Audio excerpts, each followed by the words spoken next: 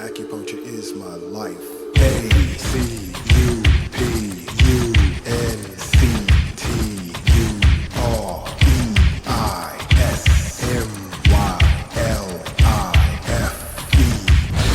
Let us begin.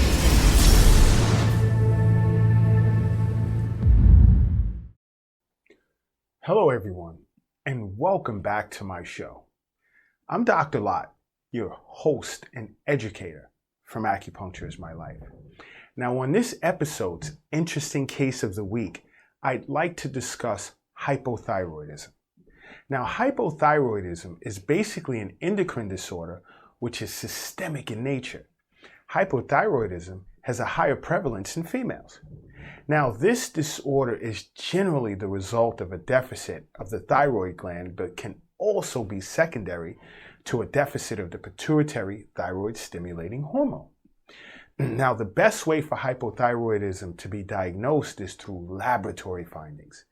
An elevated serum TSH usually indicates primary hypothyroidism, whereby a low TSH level is found in hypothyroidism secondary to deficient pituitary TSH secretion. Now, symptoms of hypothyroidism vary depending on the progression of the disease. The initial stages of the disease usually include symptoms of pallor, fatigue, weakness, lethargy, arthralgia, myalgia, headache, cold intolerance, dry skin, thin and brittle nails, thinning of the hair, as well as constipation.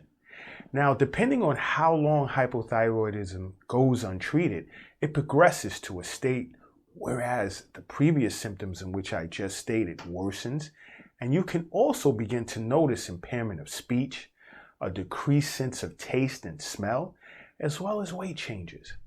Now, the nature of hypothyroidism generally presents as a result of a declining metabolism.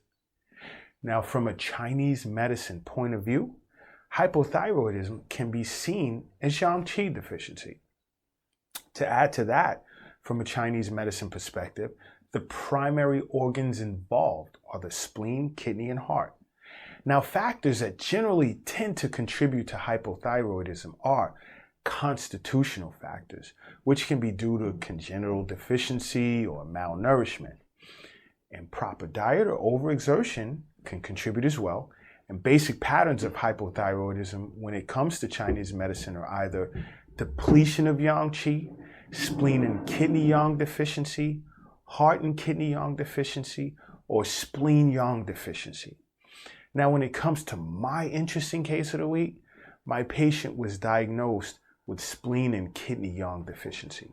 She presented with cold intolerance. She was lethargic and presented with signs of systemic edema.